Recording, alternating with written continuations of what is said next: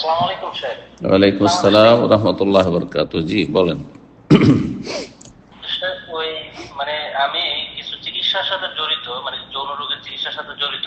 তখন অনেক মানুষ মনে করেন চিকিৎসা নিতে যখন আসে, মানে এমন সেন্সিটিভ কিছু রোগ থাকে যেগুলা ব্যভিচারের কারণে হয়, হ্যাঁ, বা পাপাচারের কারণে হয়। এখন সেই রোগের চিকিৎসা কি আমি করতে পারবো? জি, যদি এমন কোন রোগী আসে যে রোগগুলি হয়েছে তার পাপের কারণে, সমকামিতার কারণে, নাউজুবিল্লাহ, আফানাল্লাহু ইয়াকুম, অথবা জেনা ব্যভিচারের কারণে, পতিতালয়ে যাওয়ার কারণে ইত্যাদি, হারাম যৌনতার কারণে, তাহলে তাদের চিকিৎসা করতে পারবেন কিনা। যদি দেখেন যে লোকটি অনুতপ্ত হয়েছে, লজ্জিত হয়েছে এবং সংশোধন করতে চায়, তওবা করতে চায়, তাহলে চিকিৎসা করবেন। আর যদি দেখেন যে না, একেবারে অসৎ লোক, আর একে চিকিৎসা করতে থাকবো, চিকিৎসা চলতে থাকবে, আর এই হারাম কাজ করতে থাকবে, তাহলে এসব অসৎ লোকের চিকিৎসা করবেন না। জি, কারণ তাকে গুনার কাজে আরো সহযোগিতা করা হবে। আল্লাহ বলেছেন, ওয়ালা তাআওয়ানু আলাল ইসমি ওয়াল উদওয়ান, গুনার কাজে, সীমা লঙ্ঘনের কাজে কেউ কারো সহযোগিতা করিও না। তা আপনার তার শরীরে চিকিৎসা করা হচ্ছে সহযোগিতা। সহযোগিতা আপনি ভালো কাজে করবেন। একজন মানুষ হতে পারে ভুল হয়েছে, অন্যায় হয়েছে, যে কোনো অপরাধ হতে পারে, আল্লাহ যেখানে শিরক কুফরি গুনাহ মাফ করেছে, সে যদি অনুতপ্ত হয়ে আসে, তাহলে তাকে বলবেন যে তুমি এই সব হারাম আচরণের কারণে, এই পাপের কারণে তোমাকে এই রোগগুলি হয়েছে, তুমি যদি তওবা করে ফিরে আসো, সংশোধন করো, তাহলে আমি তোমার চিকিৎসা চালিয়ে যাব, আর না হলে তোমার চিকিৎসা আমার কাছে নেই। জি, যেমন আমি দেখেছি এখানে যে যারা ধূমপায়ী, তাদেরকে যখন ডাক্তারের কাছে যায়, ক্যান্সারে তুমি আক্রান্ত হতে যাচ্ছ, আর তুমি যদি তওবা করে ফিরে আসো, তুমি ধূমপান বন্ধ করো, তাহলে তোমার চিকিৎসা করবো, না হলে করবো না। আরে ধূমপানের ক্ষেত্রে বলতে পারছেন, জেনা ব্যভিচার সমকামিতার ক্ষেত্রে বলবেন না? অবশ্যই বলতে হবে। জি, বারাকাল্লাহু ফিক। প্রশ্ন করবেন এমডি মনির হোসেন। আপনি প্রশ্ন করবেন।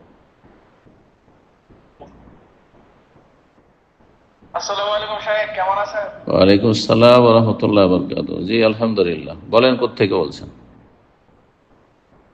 বাংলাদেশ, টাঙ্গাইল থেকে। বলেন। সাহেব, আমার প্রশ্ন হলো যে আমার একটা বন্ধু আছে, যে ও সহিহ আকীদায় এসেছে, ঠিক আছে, কিন্তু ও ওই যে কিছু আলেম আছে না যারা বলে যুদ্ধ শুধু জিহাদ জিহাদ করে, ওইগুলাতে বিশ্বাসী। আমি বলছি যে ওইদের থেকে দূরে থাকো। সে বলে যে না, আমি তাদের থেকে তো ভালো ডুবিয়ে নিচ্ছি, খারাপ ডুবে তার নিতেছি না। সে এখন কি ওরকম আলমদের কাছ থেকে ওই ভালো ডুবো নেওয়া যাবে? না, সে ভালো, সে আবার সহি আকীদা আসলো কি করে? যেই ব্যক্তি জঙ্গি মনোভাব রাখে, সে সহি আকীদায় আসেনি এবং সহি আকীদার লোক না, তাদেরকে কখনো সহি আকীদার মধ্যে ঢুকাবেন না, বরং তারা নিকৃষ্ট পথভ্রষ্ট। খাওয়ারিজদের বেদাত হচ্ছে মারাত্মক বেদাত, ছোটখাটো বেদাত নয়। অনেক ওলামারা তাকফির করেছেন, কাফের বলেছেন খারিজিদেরকে। তো কথা হচ্ছে যে খারিজিদের বেদাত, আর খারিজি কারা? যারা সরকার ছাড়া জেহাদ জেহাদ করে।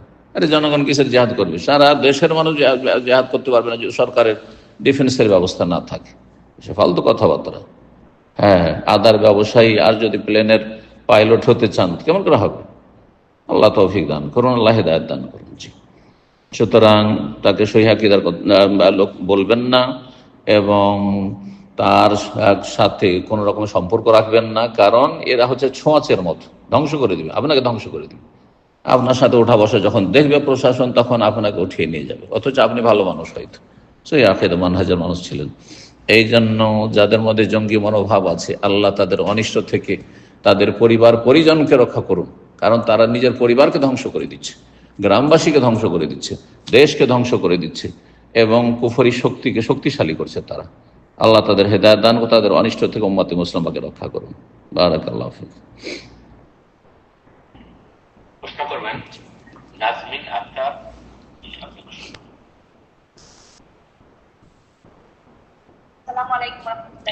ওয়ালাইকুম আসসালাম ওয়া রাহমাতুল্লাহি ওয়া বারাকাতুহু।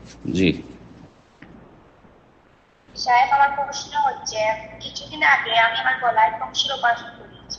জি, এবং কিছুদিন আগে আমি আমার গলায় টনসিল অপারেশন করেছি। টনসিল?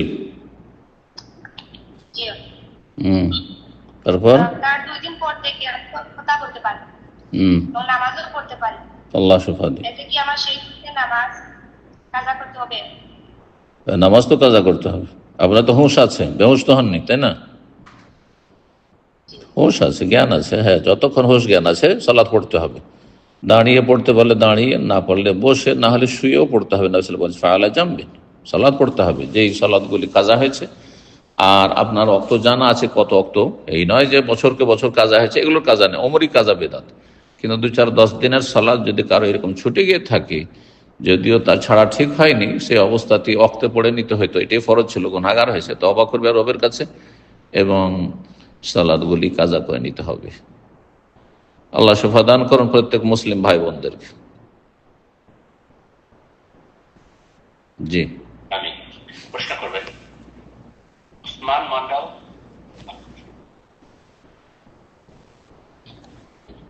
আসসালামু আলাইকুম। ওয়ালাইকুম আসসালাম রহমতুল্লাহ বারাকাতুহু। জি জি স্যার, কেমন আছেন? জি আলহামদুলিল্লাহ। বলেন, কোথায় বলছেন? জি, আমি ইন্ডিয়ার পূর্ব বর্ধমানের মেমারি থেকে। বলেন। শেখ আলহামদুলিল্লাহ, আপনি অনেক উপকারী কথা ও হকের দাওয়াত দেন। আল্লাহ আপনাকে উত্তম পরিবার দিন। আমিন আমিন। আল্লাহ কবুল করুন, ইখলাস দান করুন, আল্লাহ কবুল করুন। জি, আমি আপনার ছাত্র হিসেবে জানতে চাই। জি যে আমি কর্ণাটকের ব্যাঙ্গালোরে একটা কোম্পানিতে জব করি। জি তো এখানে আমার কাজটা হচ্ছে মানে সোনার যে লেডিস নেকলেস হয় না, হুম লেডিস নেকলেস ডিজাইন বানানো। জি তো এই ডিজাইনে ওই ঠাকুরের ছাপ আছে, মানে ওই ঠাকুরের ছাপটা আলাদা হয়ে আছে, আমাদের কাছে যে ফিটিং করে দিতে হয়, দিয়ে একটা ছেড়ে দিতে হয়। যে আমি আপনাদের দেখাচ্ছি ফটোটা। এখন দেখে বুঝতে পারবো না, আমি আপনাকে বলে দিই, আপনি অবস্থা দেখে আপনি আর হুকুম আপনি নির্ধারণ করবেন যে আপনার এই কাজটি হালাল কিনা, এটাই তো প্রশ্ন, তাই না? যে আমি প্রিন্ট করে এনেছি, মানে অনেক কনফিউজ আছে। কর্ণাটকের অনেক ব্যক্তিকে জিজ্ঞেস করেছিলাম, তারা বলেছিল হারাম, নো রেফারেন্স আছে। সেই জন্য আমি আপনাকে দেখাবো বলে প্রিন্ট করে এনেছি। আপনার যে ছবিটা প্রাণীর ছবি আছে, সেই ঠাকুর হোক আর সাধারণ প্রাণী হোক, প্রাণীর ছবিটা কি স্পষ্ট? স্পষ্ট। হ্যাঁ, স্পষ্ট। স্পষ্ট হয় তাহলে এই কাজে সহযোগিতা জায়েজ নাই। সেটা কি আপনি তৈরি করেন না কি করেন? জি, যেমন গ্রিল হয় না, আমাদের দেশের যে গ্রিল গেট, হ্যাঁ, গ্রিল গেট হয়ে আসছে, একটা মিস্ত্রি ফিটিং করে দিল আর একজন কালার করে দিল। মানে ওই যে প্রাণীর ছবিটা, অঙ্কনটা কে করেছে? আপনি করছেন ওই ডিজাইনটা, না অন্য কেউ করছে? আপনি শুধু ওই অলঙ্কারটা জড়িয়ে দিচ্ছেন হয়তো। হ্যাঁ হ্যাঁ, অন্য কেউ করছে, আমি শুধু ওই ফিটিং করে দিচ্ছি। তাহলে অনেকটা হালকা বিষয়, সরাসরি আপনি হারাম কাজটি করছেন না, হারাম কাজ কেউ করেছে আর আপনি ওই কাজটি জড়িয়ে দিচ্ছেন। যদি এটা অ্যাভয়েড করা সম্ভব হয়, দেখে বোঝা যাচ্ছে না, যদি অ্যাভয়েড করা সম্ভব হয় তাহলে অ্যাভয়েড করবে। হ্যাঁ হ্যাঁ, বোঝা যাচ্ছে, স্পষ্ট স্পষ্ট বোঝা যাচ্ছে। যাই হোক, ওটা আপনি করছেন না। আপনি যদি করতেন তাহলে তো আরেকটা ডিজাইন এনেছি, এটা তো হচ্ছে ময়ূর আছে। হ্যাঁ হ্যাঁ, ওটাই বলছি, যদি আপনি করতেন সরাসরি এই কাজটি, প্রাণীর ছবি অঙ্কন, তাহলে এটা হারাম, তাহলে আপনার এটা জায়েজ নয়, হারাম কাজ। কিন্তু আপনি করেন না, এগুলো তৈরি হয়ে আসছে আর ওইটা হয়তো আপনি জড়িয়ে দিচ্ছেন, ওতে আংশিক আপনার এতে সহযোগিতা হচ্ছে, বাকি আপনার যে কাজটা জড়িয়ে দেওয়া কাজটি সেটি হালাল। এই জন্য বলছি, যদি আপনি এতে বেঁচে থাকতে পারেন তো সবচেয়ে বেশি আপনার ঈমান আমলের জন্য এহতিয়াত, সতর্কতা, সাবধানতা। বুঝা গেছে? আল্লাহ তৌফিক দান করুন।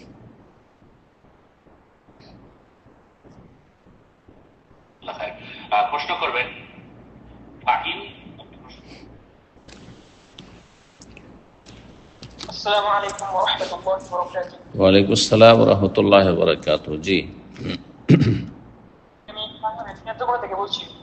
জি, আমি বাংলাদেশ নেত্রকোনা থেকে বলছি। বলেন। ঠিক, আমার প্রশ্ন হলো, আমরা জানি আদম আলাইহিস সালাম মাটি থেকে তৈরি, কিন্তু আমরা মানি থেকে মাটি থেকে না, তাহলে কি মুহাম্মদ সাল্লাল্লাহু আলাইহি ওয়াসাল্লাম মাটি থেকে তৈরি না মাটি থেকে? বুঝতে পারলাম না আপনার প্রশ্নটা। আমরা জানি আদম আলাইহিস সালাম মাটি থেকে তৈরি, হুম আমরা তো মাটি থেকে তৈরি না, আমরা তো মাটি থেকে তৈরি, বীজ থেকে তৈরি। আমরাও মাটি থেকে তৈরি, আমরা দুটো থেকে তৈরি। আদম আলাইহিস সালামের পরে যত মানুষ আছে তাদের সৃষ্টিতে মাটির উপাদান আছে। এই জন্য বলা যাবে যে আমি মাটি থেকে তৈরি, মানুষ মাত্রে মাটিতে তৈরি, এটা আপন জায়গায় ঠিক আছে, বোঝা গেছে। আর আদম আলাইহিস সালাম ছাড়া আর আপনার ঈসা আলাইহিস সালাম ছাড়া, হাওয়া রাদিয়াল্লাহু আনহা ছাড়া বাকি সবাই মাটি থেকে তৈরি, তার সাথে শুক্রবিন্দু থেকে আল্লাহ সৃষ্টি করেছেন। দুটোই কথা বলা যায়। জি, আমরা মাটি থেকে তৈরি নয়, এই কথা কে বললো? মাটি ছাড়া কোনো কিছু, মাটি আর পানি দুটো মিলে কাদা মাটিতে তৈরি। এই যে মানুষের শরীর পানির উপাদান আছে আর মাটির উপাদান আছে, মাটির স্বভাব আছে। মাটি যত প্রকারের তত প্রকার স্বভাবের এবং তত প্রকারের আপনার আচার আচরণের মানুষ আছে। জি, হাদিসে রয়েছে এগুলি। জি,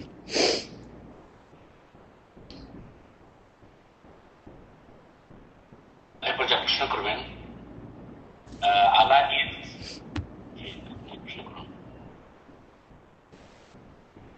আসসালামু আলাইকুম ওয়া রাহমাতুল্লাহি ওয়া বারাকাতুহু।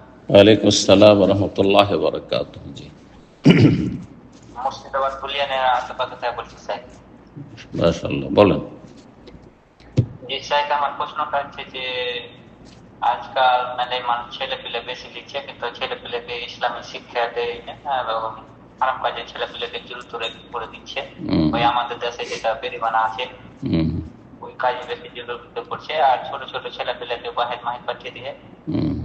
তো কিছু কিছু লোক মানে ছেলে পেলে কম লিখে কিন্তু ইসলামিক শিক্ষা মিক্ষা দিকে, তো কোনটা বেশি গুনাহের কাজ হচ্ছে এই বিষয়টা?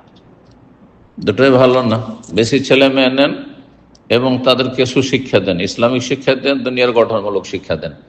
আর শিক্ষার বয়সে শিক্ষা দেন আর কাজের বয়সে কাজে লাগান। এটি হচ্ছে আম্বিয়া রসুলগণের শিক্ষা এবং এটি হচ্ছে আমাদের আহলে হাদিস সালাফি ওলামাদের দিক নির্দেশনা। জি, আপনার যখন শিক্ষার বয়স আছে ছেলে মেয়েকে পড়াইতে হবে, দিন পড়াইতে হবে, এটা বাধ্যতামূলক ফরজ। আর দুনিয়া পড়াইতে হবে ফারজে কিফায়া, দুনিয়াও পড়াইতে হবে। আর শিক্ষার সময় 15-20 বছর, 18 বছর, 20 বছর, 25 বছরে যায়নি, এখন 20 বছর এদিকে আছে, আর তাড়াতাড়ি করে ফল খাওয়া শুরু করে দিলেন। যেমন যেসব দেশ থেকে বা এলাকা থেকে এই প্রবাসে আসার অভ্যাস রয়েছে, একটু ছেলে বড় হলেই তার মস্তিষ্ক কালো করে কালির লাগিয়ে পাঠাই দিল প্রবাসে। না, মোটেই জায়েজ না এগুলো। এগুলো হচ্ছে আমানতে গাফিলতি। এই আমার সময় জিজ্ঞাসা করা হবে, দিন শিখান, দুনিয়াও শিখান, দুনিয়া শিখাইতে হবে। শিক্ষার বয়স মানুষের আজকাল মোটামুটি 22 বছর পর্যন্ত গ্রাজুয়েশন, আর তারপরে তখন কাজের বয়স। 20-22 বছর পর্যন্ত পড়িয়ে নিয়ে কমপক্ষে, আর তারপরে ছেলেকে কাজে লাগাইতে হবে। আর মেয়েদের বিয়ে দেওয়ার ক্ষেত্রে মেয়েদের তার আগে 18 বছর পর্যন্ত যা পড়াবেন পড়ান, দিন আগে পড়ান, তারপর দুনিয়াও কিছু পড়ান। আর হারাম পড়াতে বাঁচিয়ে রাখুন অবাধ মেলামেশা থেকে। আর তারপরে মেয়ের 18 বছর পরে তাড়াতাড়ি করে বিয়ে দেওয়ার ব্যবস্থা করুন। জি, প্রশ্ন করবেন মুর্শিদা।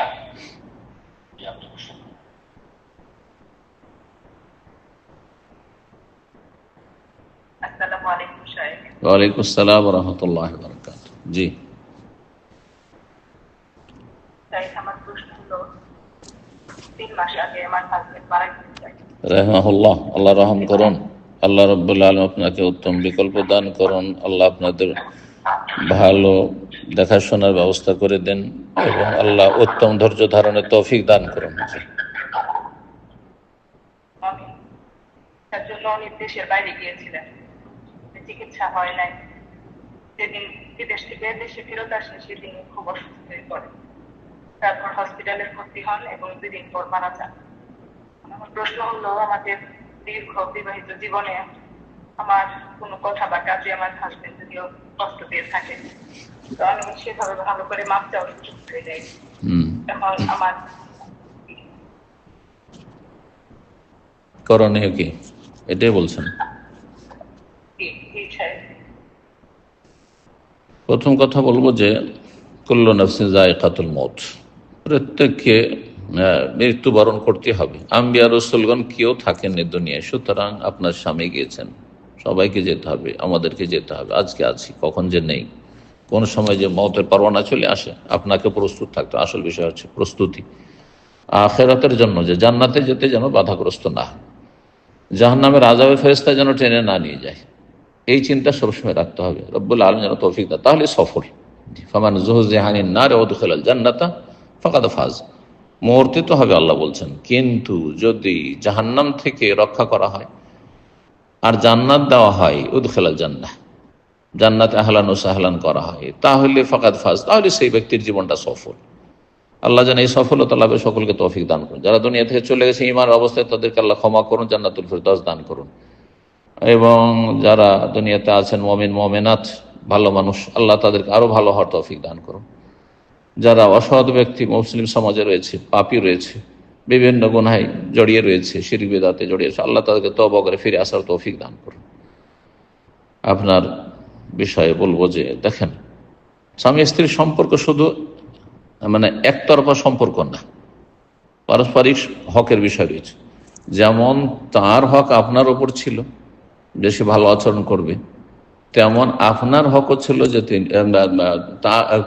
তার হক আপনার ওপর, যে আপনি হক ঠিকভাবে আদায় করবেন এবং ভালো আচরণ করবেন, তেমনি তিনিও আপনার হক আদায় করবেন, ভালো আচরণ করবেন। উভয় পক্ষ থেকে সেটা হইতে হবে। সুতরাং যদি ভুল ত্রুটি ঘাটতি হকের ক্ষেত্রে হয়ে থাকে, কখনো স্বামী কষ্ট পেয়েছে আপনার কাছে, কখনো আপনি কষ্ট পেয়েছেন স্বামীর কাছে, তো তিলকা বে তিলকা, যদিও এই তিলকা বে তিলকা একটি হাদিসের একটি ভাষা, যেটা সালাতের ক্ষেত্রে, ইমাম একটু আগে চলে গেল, আপনি পরে গেলেন, সুতরাং একটু পরে আপনি উঠবেন, তাহলে ওই যে ইমাম চাইতে একটু পরে গেলেন, একটু পরে উঠলেন, সমান হয়ে গেল। ঠিক ওই রকম বিষয়টি। তো ইনশাআল্লাহ তাআলা সেগুলোর মাধ্যমে আল্লাহ মাফ করে দিবে। যে কখনো সে ত্রুটি করেছে আপনার হকের ক্ষেত্রে, কখনো আপনি ত্রুটি করেছে তার হকের ক্ষেত্রে, আল্লাহ রাব্বুল আলামিন সেটা দিয়ে পূরণ করে দেবেন। কিন্তু তার সাথে ক্ষমা নেওয়ার যেহেতু সুযোগ পাননি হয়তো, তো এই ক্ষেত্রে করণীয় কি? এই ক্ষেত্রে করণীয় আরেকটি আছে, সেটা হচ্ছে তার জন্য বেশি বেশি ইস্তিগফার করবেন, রবের কাছে ক্ষমা চাইবেন যে আল্লাহ আমার স্বামীকে মাফ করে দাও এবং স্বামীর উপর রহম করো, তাকে জান্নাতুল ফিরদাউস দান করো, তার গুনাহ খাতা মাফ করে দাও ইত্যাদি। এইভাবে দোয়া করবেন এবং তার জন্য আর্থিক সচ্ছলতা থাকলে যথাসাধ্য দান সাদকা করবেন। হজ যদি ফরজ হয়ে থাকে আর হজ না করে গিয়ে থাকে, তো হজটা করিয়ে দেওয়ার ব্যবস্থা করবেন। জি, এইভাবে যে সুন্নতি তরিকায় নেকি পৌঁছানোর তরিকা রয়েছে, সেই তরিকাগুলি অবলম্বন করবেন। জি, তো ইনশাআল্লাহ তাআলা যে ক্ষমা নিতে পারেননি আর ভুল ত্রুটি হয়তো করেছেন, আল্লাহ ক্ষমা করে দেবেন ইনশাআল্লাহ। এবং রবের কাছে ক্ষমা চাইবেন যে আল্লাহ তোমারও হক নষ্ট করে, স্বামীর যদি কিছু হক নষ্ট করে থাকি, খারাপ আচরণ করে থাকি, তো রবেরও হক, আল্লাহর হক নষ্ট হয়েছে, আল্লাহ তুমি আমাকে মাফ করে দাও এবং আমার স্বামী যেন ক্ষমা করে দেয়। তো রবের কাছে ক্ষমা চাইবেন ইনশাআল্লাহ। আল্লাহ রাব্বুল আলামিন গফুরুর রাহিম, মাফ করে দেবেন ইনশাআল্লাহ এবং আপনার স্বামীকে রাজি করে দেবেন ইনশাআল্লাহ। বারাকাল্লাহু ফিক। প্রশ্ন করবেন আব্দুর রহমান। জি, আপনি প্রশ্ন। আসসালামু আলাইকুম। ওয়ালাইকুম আসসালাম ওয়া রাহমাতুল্লাহি ওয়া বারাকাতুহু। ঢাকা থেকে বলছি। জি বলেন।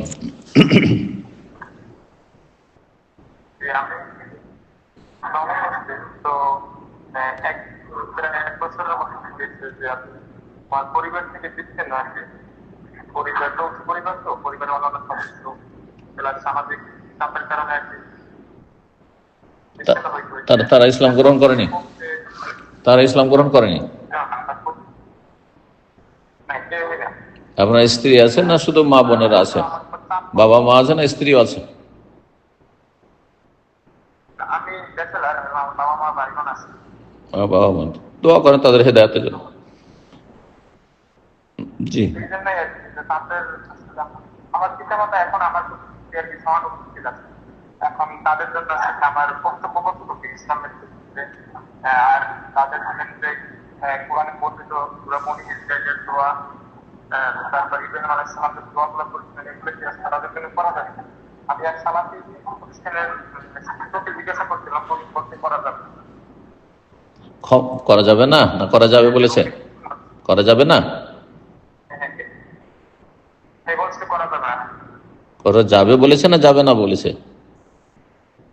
যাবে না বলছে, যাবে না। শোনেন, যদি বেঁচে থাকেন তাহলে হেদায়েতের দোয়া করতে তো কোনো অসুবিধা নেই, কারণ হেদায়েতের সুযোগ এখন আছে। মারা যাওয়ার পরে তো আর হেদায়েতের দোয়া করে লাভ নেই। আচ্ছা, হেদায়েতের দোয়া ছাড়া যদি কেউ দোয়া করে, আল্লাহ আমার বাবা মাকে মাফ করে দাও, ক্ষমা করে দাও, ক্ষমা আর নিয়ত করবে যে ক্ষমা মানে হেদায়েতের মাধ্যমে ক্ষমা, এমনি তো আল্লাহ ক্ষমাই করবে না কাফের মুশরিককে। তো ওয়াগফিরলি আবি ইন্নাহু কানা মিনাদ-দাল্লিন কোরআনে কারিমে রয়েছে ইব্রাহিম ইসলামের দোয়া। যতক্ষণ বেঁচে আছে ওয়াগফিরলি আবি বলা যাবে, কিন্তু মারা যাওয়ার পরে যদি বলেন ওয়াগফিরলি আবি, আল্লাহ রব্বিগফিরলি ওয়া লিওয়ালিদাই রব্বিরহামহুমা, তখন দোয়া করা যাবে না। আল্লাহ আমার বাবা মায়ের উপর রহম করো, রহম মানে হেদায়েত সবচেয়ে বড় রহমত তার জন্য এখন। সুতরাং রব্বিরহামহুমা রব্বিয়ানি সগীরা এই নিয়ত করবেন যে হেদায়েত সবচেয়ে বড় নিয়ামত। এই নয় যে কুফর অবস্থায় মারা যাবে তারপর রব্বিরহামহুমা চালিয়ে যাবেন, এটা জায়েজ নয়। তো যিনি বলেছেন যে দোয়া করা যাবে না, কোরআনের দোয়া ভুল বুঝেছেন। আসলে দোয়া কখন করা যাবে না? মিন বাদি মা তাবায়্যানা লাহুম আন্নাহুম আসহাবুল জাহিম, সূরা তওবার আয়াত। আল্লাহ বলছেন মা কানা লিন-নবী ওয়াল্লাযীনা আমানু আন ইস্তাগফিরুল মুশরিকিন। হ্যাঁ, মুমিন নবীর জন্য জায়েজ নয়, আর মুমিন সাহাবায়ে কেরামদের জন্য জায়েজ নয়, কোনো মুমিনের জন্য জায়েজ নয় যে কাফের মুশরিকের জন্য ক্ষমা প্রার্থনা করবে। কখন কখন ক্ষমা প্রার্থনা করা যাবে না? মিন বাদি মা তাবায়্যানা লাহুম, যখন সুস্পষ্ট ক্লিয়ার হয়ে গেল যে তারা জাহান্নামী। তো আপনার বাবা মা জাহান্নামী না জান্নাতি এখন তো ক্লিয়ার হয়নি, কারণ হেদায়েত হয়ে যেতে পারে এক্ষুনি, কালকে, 10 বছর পরে, বেঁচে থাকা অবস্থায়। সুতরাং কখন সুস্পষ্ট হয়? মানুষ মারা গেলে। এই জন্য মারা যাওয়ার পরে ক্ষমা চাওয়া যাবে না, রহমতের দোয়া করা যাবে না, মার্সি বলা যাবে না, আর আত্মার মাগফিরাতে করছি, আত্মার শান্তি চাইছি, এসব বলা যাবে না, আর জান্নাত চাওয়া যাবে না, জাহান্নাম থেকে রক্ষা চাওয়া যাবে না। তখন চুপ থাকতে হবে। বোঝা গেছে? সুতরাং যিনি বলেছেন দোয়া করা যাবে না, ভুল বলেছেন, এইভাবে বলা ঠিক হয়নি। জি, তবে হেদায়েতের দোয়া, হেদায়েতের ভাষায় দোয়া করেন বেশি ভালো, হেদায়েতের ভাষায় দোয়া করেন বেশি ভালো, তাহলে মানুষ ভুল বুঝবে না। কিন্তু অসুবিধা নেই, আমি ক্ষমা চাইলাম, রহমত চাইলাম, মানে হেদায়েত। হেদায়েত ছাড়া তো রহমতই হবে না, ক্ষমাই হবে না, কোনো অসুবিধা নেই। বারাকাল্লাহু ফিক। দোয়া করে রবের কাছে আল্লাহ হেদায়েত দান করুন। নবী সাল্লাল্লাহু আলাইহি ওয়াসাল্লামের কাছে আসছেন আবু তুফাইল দৌসি, ইসলাম গ্রহণ করেছেন 10 বংশের, আবু হুরায়রার বংশের, আর সর্বশেষ সাহাবী তিনি ইন্তেকাল করেছেন। তিনি বলছেন ইয়া রাসূলুল্লাহ, আমার বংশকে ইসলামের দিকে ডাকলাম, কিন্তু একটি লোক ইসলাম গ্রহণ করে, কট্টর সব গোঁড়া, তো তাদের জন্য ধ্বংসের দোয়া করেন যে আল্লাহ তাদেরকে ধ্বংস করে দিক সব। নবী সাল্লাল্লাহু আলাইহি ওয়াসাল্লাম রাহমাতুল্লিল আলাইহি বলেন আল্লাহুম্মা হাদি দাউসান ওয়া আতি বিহিম, আল্লাহ 10 বংশকে হেদায়েত করে এবং তাদেরকে হিজরত করে এখানে নিয়ে আসো। কয়েকদিনের মধ্যে তারা এসে হাজির, সব চলে এসেছে রাসূলুল্লাহর কাছে হেদায়েত। এই জন্য ধ্বংসের দোয়া করবেন না কাফেরের জন্য, অসৎ লোকের জন্য, পাপীদের জন্য, জালেমদের জন্য, তার জন্য হেদায়েতের দোয়া করেন। এটা হচ্ছে রাহমাতুল্লিল আলামিন, বিশ্বজাহানের রহমত, মুহাম্মদ সাল্লাল্লাহু আলাইহি ওয়াসাল্লামের আদর্শ এবং উত্তম চরিত্র। আল্লাহ তৌফিক দান করুন। আজকে প্রোগ্রামে সর্বশেষ প্রশ্ন ছিল, অনেক সময় হয়ে গেল। আজকে প্রশ্নোত্তর পর্ব শেষ হয়ে যাবে। আগামী প্রোগ্রামে ইনশাআল্লাহ প্রশ্নগুলো নেওয়ার চেষ্টা করব। প্রশ্ন করবেন তৌফিক হালদার। আপনি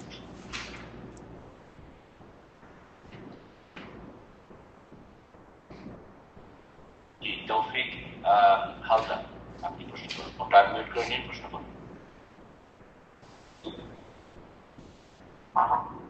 আসসালামু আলাইকুম সাহেব।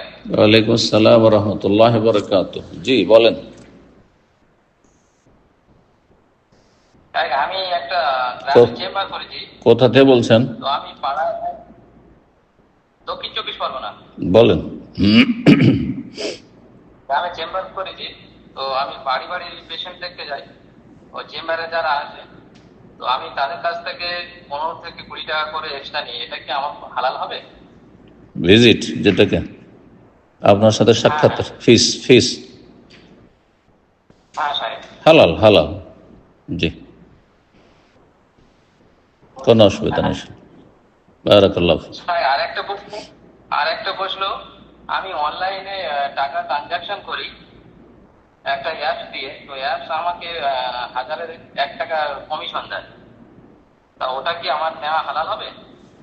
জায়েজ, এটা টাকার বদলে টাকা নয়, আপনাকে সেটাই পুরস্কার দিচ্ছে যে আপনি সেই অ্যাপস ব্যবহার করছেন, সেজন্য আপনাকে অতিরিক্ত দিচ্ছে। এটা সুদ নয়। জি